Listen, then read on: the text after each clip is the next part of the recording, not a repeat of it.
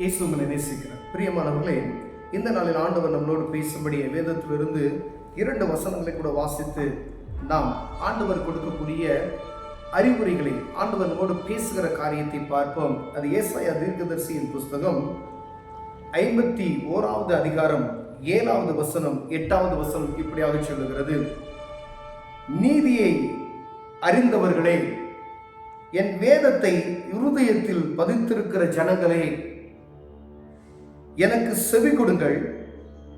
மனுஷரின் நிந்தைகளுக்கு பயப்படாமலும் அவர்கள் தூஷணங்களால் கலங்காமலும் இருங்கள்.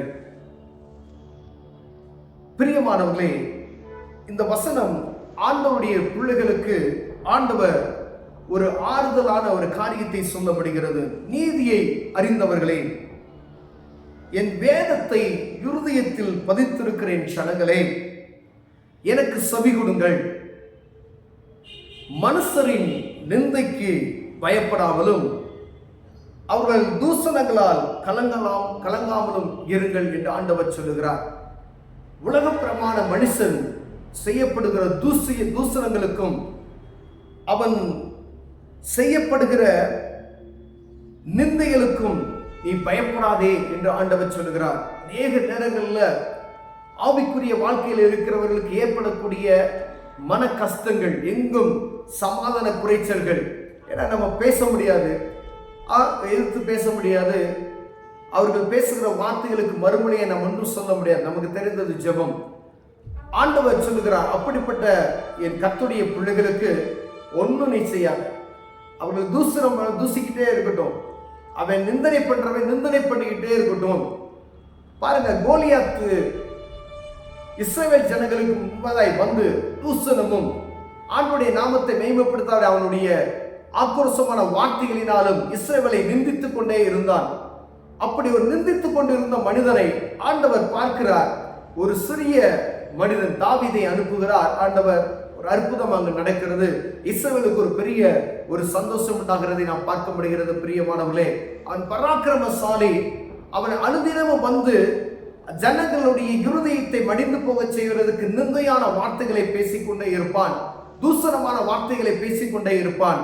அதே போலதான் ஒவ்வொரு வாழ்க்கையில, ஒவ்வொருடைய வாழ்க்கையிலும், அநேகருடைய வாழ்க்கையில, ஆண்டவருடைய பிள்ளைகள் வாழ்க்கையில அநேக நிந்திக்கிற காரியங்கள், தூஷணமான காரியங்களை செய்கிற காரியங்களை நாம் பார்க்க முடிகிறது. பிரியமானவர்களே, ஒருவேளை உங்களை நிந்திக்கிறாங்களா, உங்களை தூஷணமாய் நினைக்கிறார்களா, உங்களை பாரப்படுத்தி கொண்டே இருக்கிறார்களா என்றா அமைதலா இருங்க. நீங்க ஒன்றும் செய்யாதீங்க. இயேசுவை நோக்கி நீங்கள் பார்க்கும் பொழுது ஆண்டவர் அற்புதங்களை செய்ய வல்லமையுள்ளவராய் இருக்கிறார். பிரியமானவர்களே, பொட்டு பூச்சி அவர்களை வஸ்திரங்களை அரித்து புழு அவர்கள் ஆட்டு மயிரை போல தின்னும். என்னுடைய நீதியோ என்றென்றைக்கும் நிலைக்கும். என் ரட்சிப்பு தலைமுறை தோறும் இருக்கும். அவருடைய அழிவு எப்படி இருக்குன்னா, பொட்டு பூச்சி வஸ்திரத்தை அரித்து போடுகிறது போல ஆண்டவருடைய வல்லமை அவர்களை அரித்து போடும் என்று ஆண்டவர் சொல்லுகிறார். அவர்கள் புழு அவர்களை ஆட்டு மயிரை திங்கிறது போல அவருடைய காரியங்கள் எல்லாத்தையும் அழித்து போட்டுவிடும் என்று சொல்லுகிறார். ஆண்டவருடைய ரட்சிப்போ அது தலைமுறை தலைவரும் அது சீராய் இருக்கும் என்று சொல்லப்படுகிறது. பிரியமானவர்கள், என் ரட்சிப்பை தலைமுறை தோறும் இருக்கும் என்று ஆண்டவர் சொல்லுகிறார். தூஷணமான வார்த்தைகளுக்கு நாம் பயப்படாதபடிக்கு ஆண்டவருடைய சத்தத்துக்கு செவி கொடுத்து அவரையே நோக்கி இருப்போமையானால் ஆண்டவர் எப்படிப்பட்ட ஒரு தூஷணமான காரியங்களுக்கும் ஆண்டவர் நம்மளை விடுவித்து காப்பதற்கு வல்லமையுள்ளவராய் இருக்கிறார். பிரியமானவர்களே, இஸ்ரவேல் ஜனங்கள் அனுதினமும் கோலியாத் என்கிற மனிதன் அவர்களை பயன்படுத்தி அவர்கள் இருதயங்களை கலங்க பண்ணி கொண்டிருந்தான். அதே போல நம்ம இருதயங்களை யாராவது கலங்க பண்ணுகிறார்களா? தேவ சமூகத்தை நோக்கி பாருங்க. ஆண்டவர் ஒரு ரட்சிப்பை ஏற்படுத்துவார். அது தலைமுறையும் நித்தியமாய் இருக்கும் என்று ஆண்டவர் சொல்லுகிறார். பிரியமானவர்களே, பயப்படாதீங்க என்று ஆண்டவர் சொல்லுகிறார். பயப்படாதே அப்படின்னு தான் சொல்லுகிறார். பாருங்க, மனுஷனுடைய நிந்தைக்கு பயப்படாதீங்க. அவங்களுடைய நிந்தை நம்ம ஒன்றும் செய்யாது. அவன் தூசிக்கிறவன் தூசிச்சுக்கிட்டே தான் இருப்பான்.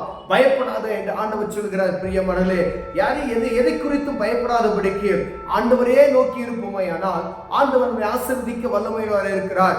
அந்த தூசணத்துக்கெல்லாம் ஆண்டவர் சரி கட்டுவார் என்று ஆண்டவர் சொல்கிறார். பொட்டுப்பூச்சியை போல அவர் வஸ்திரங்களை, ஒரு பொட்டுப்பூச்சி வஸ்திரங்களை எப்படி அரிக்கும் போதோ அதே போல அவர்களை அரித்து போடும். அதே போல புழு ஆட்டு மயிரை தின்னுகிறது போல அவருடைய காரியங்களை எல்லாம் தின்னு போடும் என்று ஆண்டவர் சொல்லுகிறார். பிரியமானவர்களே, ஏதாவது குறித்து உங்களுக்கு ஒரு பயம் இருக்கிறதா?